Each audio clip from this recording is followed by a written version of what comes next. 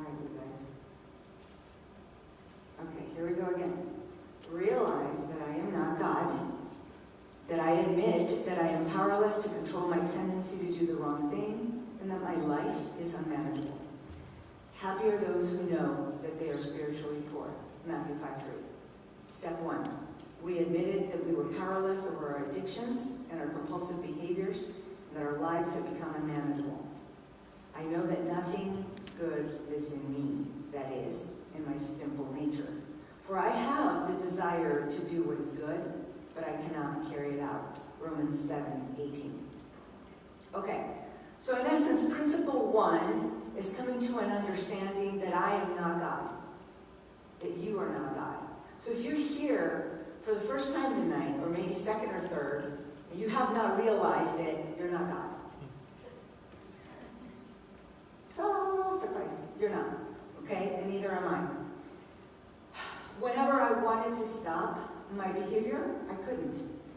And I consider myself a strong-willed person. I have been since I was a child, but I couldn't stop. The moment that I admitted that I am powerless over the struggles that I have, that's when I began to change. 4 years ago next month, on February the 6th, I've been in active recovery for 4 years. Yeah. Yes. Thank God. The first time I came here to celebrate recovery, I was seeking an anger management support group. And I wanted to modify my behavior because I couldn't have a handle on it. And I wanted to modify it. Little did I know that when I came here, what I needed was heart transformation. And that's what I'm here to talk to you about. I came to an understanding that I was in so much pain.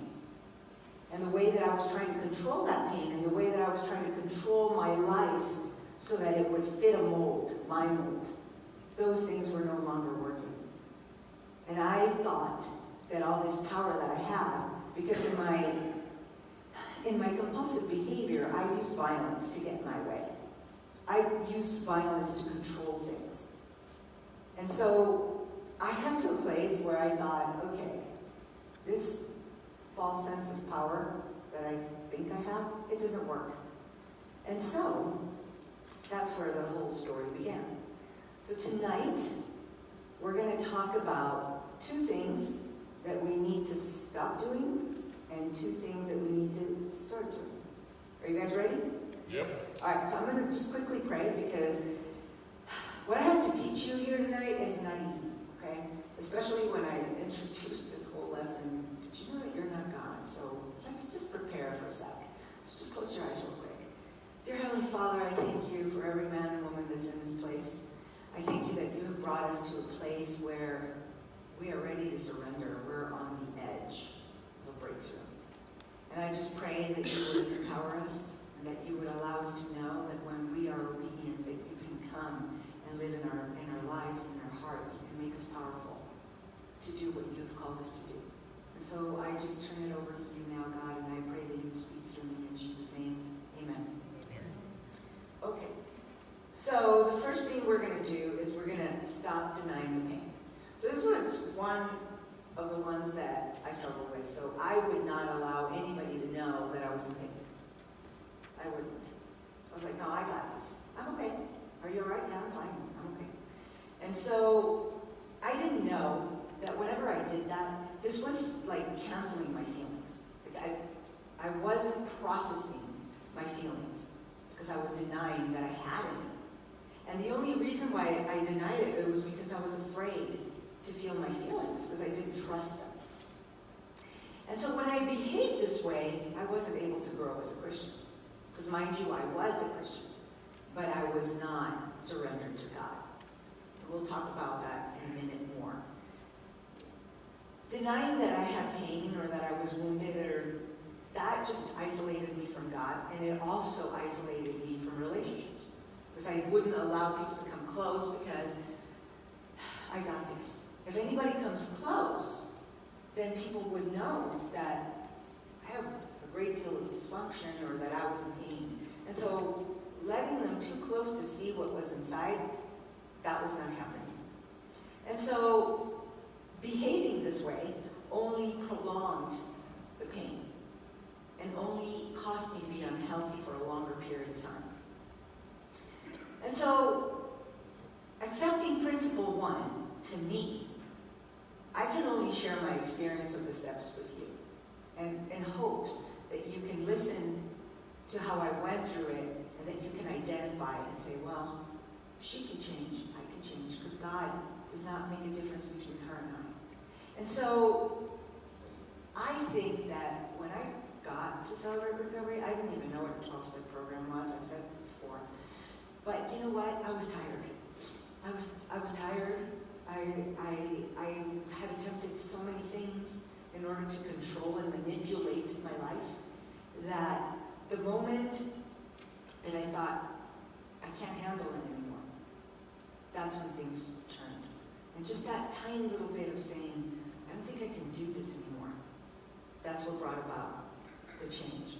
And so, Psalm 6:2-3, I want us to look at that. And this is King David speaking, and he says, Pity me, O Lord, for I am weak. Heal me, for my body is sick, and I am upset and disturbed. My mind is filled with apprehension and with gloom. And so, David was in a state of desperation, of anguish, depression, panic, etc., etc. And you're talking about King David was successful. He had everything. He was king. How could he say to somebody, I'm in pain or in anguish? How bad did things have to get for him to utter those words to God? But he did. And this is when his life turned. And so it's the same with us. We may look like everything is okay on the outside. You got a job, you got a reputation, you have a family. But on the inside, something's off. You could be the strongest, most intelligent person and still be very, very broken inside. And so the second thing that we need to do is that we need to, like ASAP, please, if you walk away with anything tonight, we need to stop playing God. We are not God. And I know we laugh, but we're not. And a lot of us think like, well, excuse me, I would never say that. Well, no, you don't say it. We don't say it, but we act like it. See, because when I serve myself, when I make choices based on my own understanding, that is what is called to live the flesh life, according to me. And when I am left to my own devices, to my own understanding, I can become very destructive. And so, when I'm out of control, I try to control others. But how can it be that I control others if I can't even control myself? Think about that. How could you change that person that is like, ugh? You can't even control you. It's just not possible. Okay? And so, causing, this trouble that we have is being brought on by trying to control things. And so, I just want to explain to you, when we try to control things in our own power and our own understanding, that is what we call trying to be God. Because we're not. We don't have the upper hand on things. We don't have it all figured out. God needs to be the one that's in control. And so, there's two things that we need to do. We need to do our part, and we need to let God do his part. And we need to come to an understanding of the difference between those two, okay? God can't do my part, and my part is obedience. My part is saying, I don't have this. I need you. I'm going to step into what you say about my life and how I should run it. That's my part. And his part is to give me the power to do what he has called me and you to do. And how do we know that? We know that through the Word of God. And so, one of the best things that happened to me when I understood this part is that I was able to breathe knowing that I wasn't God. I was able to breathe. Because I was setting these ridiculous expectations upon my life. I have to change this. I have to do this. And so, in the here and now, I already know that I'm not God. life surrendered to God for the past 4 years, but I will tell you, sometimes it creeps up on me and I still want to be God to a certain degree. And this past week was very, very hard for me because I really wanted to be God and change things.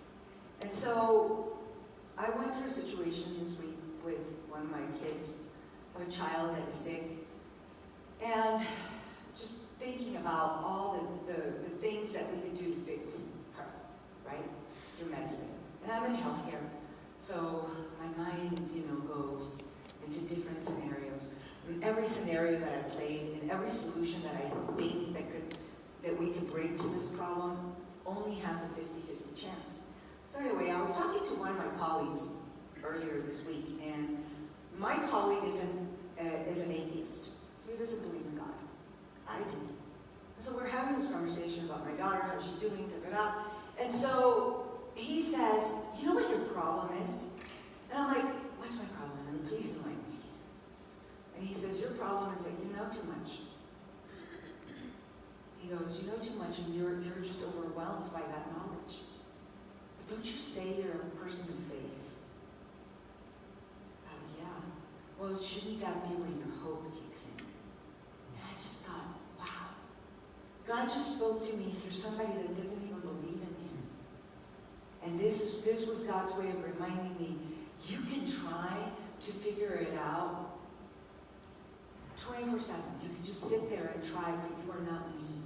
The solution will come in a way that you can't even understand. So when I come to the end of me, saying, I'm not God, I don't have the solution, I don't have the power to make a change, I can't do this, and I allow God to do his part, then my life can start to change. Then I can see healing, then I can find serenity in my thinking, in my everyday life. And so admitting that I am powerless, okay, is important. So the third thing that we need to do, so this is what we need to start doing. Start admitting our powerlessness, okay? So in effort to control, those efforts to control are really rooted not in strength. So those of us that think I'm really strong and I'm going to control the situation, it's not because you're strong. The root of that is weakness. In reality, if we talk truthfully, it is rooted in weakness. And so we need to stop trying to do things on our own. So Jesus says, recorded in Matthew 19:26, Jesus said, with man, this is impossible. Take that this and put your situation in. With you, this is impossible. But with God, all things are possible. And you know why he said that? Because he knew. He knew our condition and he knew that we would try to control things.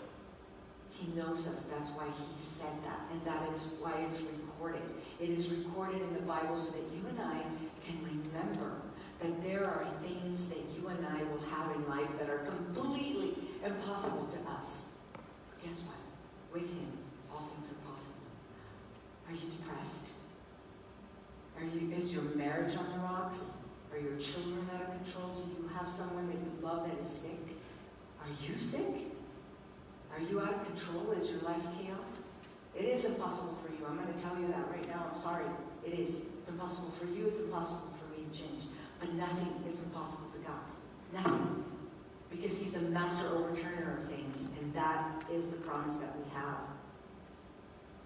And so willpower, trying to willfully do things, is not going to get us anywhere. Okay? Willpower never brings true change. Only the power of God, all right, coming under his control, under his power, allows us to be free and allows us the freedom to change. Okay? Number 4. We have to start admitting that our lives have become unmanageable. We come to a place of acceptance when all attempts have failed. Nothing is changing. I'm in pain. My life is chaotic. And I've come to a place where I can truly say, something's wrong with me. Something's wrong. No matter what I do, I can't affect it. Anybody in the house ever experienced that? Show me that you're listening. Okay. Thank you. Yeah. It's not working anymore. I am doing something wrong. I need help. And so, when we come to this place, it can be very overwhelming because it looks like a big mountain and you're like, oh my goodness. My life's a mess. Every area of my life. My job, my home, my relationships, my money, everything, my body, everything's a mess. And so it becomes so overwhelming for us to even try. You know, think about a closet, right? That's like completely like it's in disarray, or the garage, which you're just like, I don't even want to look at you. That's kind of how this whole life scenario is. And so let's look at, yet again, King David going through this nervous breakdown of his life, and see if we can relate to him, okay? So we have Psalm 40:12. Psalm 40:12 says, "Problems far too big for me to solve are piled higher than my head. Meanwhile, my sins are too many to count. They have all caught up with me, and I'm ashamed to look up." It's too overwhelming to even look. It's too much. And we think like, this is too much. But I'm here to tell you something. I get it. It's like that dreadful garage or that storage room that you don't even want to look at. And I'm just giving you an analogy, but if we just think about looking at ourselves in the mirror, in truthfulness of our life, and if that is you today, you're like, you know what? I look at myself and I don't even know how to start trying to fix my life. You don't have to. You don't have to pick that mess apart. All you have to do is say, I have a problem. And God is the master problem solver. So that's all you need to do. And so my question to you is, have you had enough? Like tonight, if you ask yourself this introspective question, have you had enough? Are you ready to admit that your life is out of control and unmanageable? Okay, so let's talk powerless, this word in principle 2. So let's look at our acrostic, okay? So we like doing acrostics for the word powerless. These words are the serenity robbers. So serenity, by definition, folks, is the absence of chaos. So when we are in serenity, there's no all this stuff going on and, this storm within our minds. It's actually the opposite. It's calm inside of us. But when there's chaos, these are the things that bring upon chaos up there. So we have pride, we have the only ifs, we have worry, we have escape, we have resentment, loneliness, emptiness, selfishness, and separation. So let's take each one apart. Pride. So Proverbs 29:23 says, pride ends in a fall, while humility brings honor.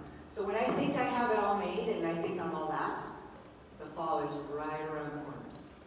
When I think I got this, shortly after that, we fall. And so be very, very careful. And so I just want to say, thinking that I have it all figured out, in my own understanding, that is what the Bible calls pride. Okay? Pride dissolves faith. So there can't be the two. If you're too proud and you think you've got it all figured out, there's really no reason for you to say that you have faith. My pride cuts me off from God. It cuts you off from God. And so when I humble myself before God, there is no room for pride.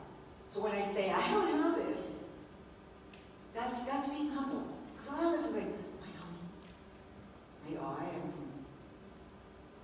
You truly know that you're humble when you can say, I don't know what I'm doing, God. There's even like the minimal things in my life that I don't even know what to do. I need you for those. I say to myself, I'm leechy with God. I'm just like, I have to grab on in order to stay in recovery, in order to stay in serenity. And so when I think I have it all figured out, well, I cut off the help that comes from God. Okay? All right, so the O stands for only if. So we we all have the only if. Only if my spouse had walked out on me. Only if I had stopped drinking a while back. Only if only if only, you name it. If I hadn't had the kind of childhood I had, if I would have had money, I don't know. There's so many only ifs and if onlys. But let me tell you something, those are just excuses to escape reality. If I have an only if, I'm telling myself a story. I talk about this all the time. There's a narrative playing in the background of your mind. I don't know if you've noticed that the narrative filters every experience that you and I have. So I'm asking, what's the story playing in your head tonight? What's the story playing in your life now? Is it the story of a victim? Is it the story I'm not good enough? I'm unforgivable? I don't know. I'm too strong? I'm too good for this? I don't need recovery. What's the story? Because that is just an excuse, okay? It is an excuse, and the story must be dismantled so that you can move forward and grow. Scripture says in Luke 12:2, everything hidden and covered up will soon be exposed, for the facade is falling down, and nothing will be kept secret for long. I am living proof of that scripture, because I had all my sins in a closet. I was the shadiest Christian you will ever meet, because I could have done something terrible. Terrible. There was one occasion that I was serving in church and I got into a fight, like 3 blocks away. And then I got there, hello, God bless you. How are you, everybody? Nobody knew me. But God brought all these things into the surface for a reason. Okay, W stands for worrying. So my definition of worrying is just simply stated, not trusting God. You worry, you don't trust God. I'm sorry. There's no in between. There is no in between with God. We either trust Him and we believe Him, or we worry, which means we don't believe. Yes, but. Yes, I believe in God, but you don't know my problem. I don't need to know your problem. I know God. And so therefore, worrying is just nothing. It's like going nowhere. And so instead of worrying, one of the parts that I love, so it's a serenity prayer. God grant me the serenity to accept the things I can not change. So that's allowing God to do His part. Give me the courage to change the things I can. That's my part. So instead of worrying, God gives me the courage to take action in the areas in which He wants to give me action. And so it is His wisdom that allows me to know the difference. Okay? So celebrate recovery. Through my recovery in the steps, I have learned that God can actually be trusted. Because when I came here, I said I was a Christian. But again, I did not live a life surrendered to God. I did not think that His ideas were higher than my thoughts. Does that make sense to everybody? And so all I did was like, yeah, that's what He says, but. It was always like, yeah, that's what God says, but then this is what Georgina says, or what Georgina thinks. So, worrying is really a coping mechanism, all right? It's like my little wooby, like my little blankie, just gonna hold it and make me better. Well, the blanket doesn't make us feel better, right? It doesn't heal. It can temporarily like soothe us, but it doesn't heal us. So that's kind of what worrying does. So the God affirmations that we find in the Bible, what He says, those are what dissolve my doubts. And then I wrote, the opposite of faith is not doubt. I thought about that this week. It is thinking that I have it all figured out. That's the opposite of faith. It isn't doubt, because God is cool with my doubts and your doubts. You can say, well, I don't know about this, show me. Okay, I will. But when I say, I don't need you to show me, I got it. That's the opposite of faith. And so, Matthew 6:34, Jesus said, refuse to worry about tomorrow. So this is not a suggestion. Jesus was actually giving us a directive. But deal with each challenge that comes your way In the recovery style, one day at a time. Tomorrow will take care of itself. So you've got a set of things to deal with today. You've got one set of things, and that's all Jesus expects us to do. The one thing, the next right thing today. I'm not worrying about tomorrow. The E stands for escape. All right? So here's denial. Denial causes us to escape with a false hope of relief from pain and struggle. It gives us a false hope of relief from pain and struggle. If I do this, I will affect this. And I do it over and over and over. And guess what? I don't affect it. Anybody else there? Okay. And so, how do we escape in denial? We get into unhealthy relationships, abusing drugs and alcohol, food, shopping, stories. We tell ourselves stories. Guess what? That's an escape. Oh, but you know what? This is the narrative that I'm going to go through. That's an addiction too. I'm addicted to the story that I keep on telling myself so that I don't get out of it. And so, that's another way to escape self-harm. Trying to check out. That's an escape. Because instead of saying, I'm right here, God, we're going to get down to business, I want to change. I want you to do in me what only you can do. My life is not my own, my life is yours.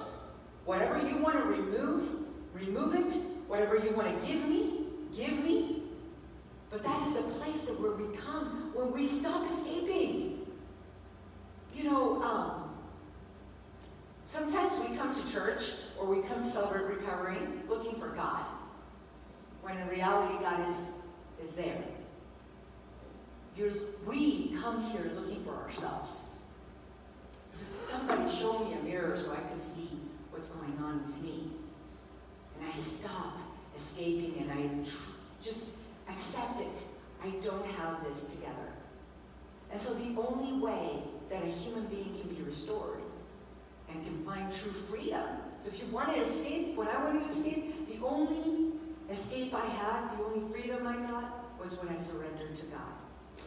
Ephesians 5:13 says, whatever the revelation light exposes, it will also correct. So the light of God exposes my nonsense. And he corrects it, and it reveals truth to the soul. So the truth of who I am is not revealed to God, because that was never a surprise to God. But it was a surprise to me. I was like, oops, did I have all that in there? Yeah, you did. R stands for resentments. I want to tell everybody here, anger is not a sin. Holding on to resentments is a sin, okay? Holding on to anger is a sin. Being unforgiving is a sin, okay? When we become unforgiving, these feelings, these resentments, act like an emotional cancer. And these feelings, these negative feelings, do have the power to make us mentally and physically sick. Okay? So healing really came when I extended forgiveness to those who have hurt me. And so healing does come as a byproduct of forgiving. Ephesians 4:26-27 says, but don't let the passion of your emotions lead you to sin. Don't let anger control you or be fuel for revenge. Not for even a day. Don't give the slanderous accuser, the devil, an opportunity to manipulate you. Feelings are not sinful. The actions that our feelings create, that's where the sin comes in. So do not allow the evil one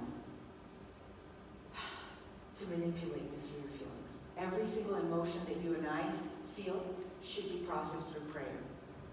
I'm disappointed, pray about it. I'm angry, pray about it. I feel jealous, pray about it. I feel lustful, pray about it. Every single one of them. So that what? God's power can stop the action that can come from those passions that you and I have. L is for loneliness. So when we accept that our lives are unmanageable and that we're powerless, we don't have to do it alone. Thinking that I have to do it alone would be just so difficult for me. But when we come to a place like this, here at Celebrate Recovery, we don't promise you, I can't promise you that I can fix your life. But I can promise you that you won't do it alone. That you will have people that will walk you through that. And so Hebrews 13:1-2 says, no matter what, make room in your heart to love every believer. And show hospitality to strangers, for they may be angels from God showing up as your guests. We never know who we entertain, who we have in our midst. Be kind. Always be kind. There's a saying going on out there that says, be kind. For everybody is struggling with something. Everybody has a painful story. So just always be kind and always bring somebody to your table or sit with somebody. Don't let people feel lonely, okay? And if you feel lonely, ask yourself, am I choosing to be lonely on purpose? Don't do that. E stands for emptiness. So that empty feeling that we have before we come into recovery or before we admit our powerlessness, it's just so horrible. It's like this vacuum. And it opens and it's just like, again, the addictions, the escape mechanisms come into play to close that vacuum. That doesn't have to be, because when I ask God to fill me, that void is filled. And only God can fill it. And only God can truly bring satisfaction into that void. So John 10:10 says, but I have come to give you everything in abundance, more than you expect, life in its fullness until you overflow. See, Jesus didn't come so that you and I would survive. Jesus came so that you and I could live. He wanted us to experience our humanity to the fullest. Not broken, not insecure in ourselves, not with whatever brought me and whatever brought you here. He wanted us to experience it to the fullest. And you know what? Did you know that we can live a life that is full even though circumstantially things are not okay? And the only reason is that when I am completely connected with God and He is feeding me of His presence, then I am full. And no matter what things I'm lacking circumstantially, I will never feel empty. Is everybody with me on that? Yes. Okay. S stands for selfishness. So most of us come into recovery with a false belief about ourselves and God. So we don't know who we are, and we don't know who God is. That is the selfishness. We think we're God. We talked about that a little bit. And self-consciousness is a selfish attitude of the heart. When I overestimate my ability to control, I underestimate the power of God. So when I overestimate my control, I underestimate the power of God. And so that's a lose-lose situation. You see what I'm saying? And so when I think about myself above God, I have a real problem. So coming here and saying, you know what, show me who I am so that I can see who you are. And that was one of my prayers when I entered into recovery, because I really, really did think that I had it all together. And so asking Him, show me who I am, allowed me to see who He was. And then I started to change. Luke 17:33 says, all who are obsessed with being secure in life will lose it all, including their lives. But those who let go of their lives and surrender them to me will discover true life. So whenever I let go of my idea of how things should be, that's when God shows up and gives me the true life that He died to give me. And the last S stands for separation. And so some people talk about, like I said, finding God. But it's the other way around. God's there. We come here looking for ourselves. I want you to really think about that. Because you know that exists. You came here because there's something within you that drew you here, that you know that there's something outside yourself that can help you. And so all I'm asking you, ask God to help you see who you truly are without Him. And so God never moves. It is us that separate Him from God. Scripture says in Romans 8:38-39, so now I live with the confidence that there is nothing in the universe with the power to separate us from God's love. I am convinced that his love will triumph over death, life's troubles, fallen angels, or dark rulers in the heavens. There is nothing in our present or future circumstances that can weaken his love. There is no power above us or beneath us, no power that could ever be found in this universe that can distance us from God's passionate love, which is lavished upon us through our Lord Jesus, the Anointed One. There is not one story that any one of us can say that can separate us from God. No matter, I used to think I was a lost cause. And not even my idea of being a lost cause separated me from God, because I'm here in front of you telling you it's all real. God is in the business of restoring, of resetting lives. So to wrap it up, my powerlessness, your powerlessness, is overturned by our willingness to be led by God. My powerless is overturned by my willingness to obey God, to surrender to him. The word of God in Acts 5:32 says that he indwells those who obey. And so tonight, I am telling you, there is his part and there is your part.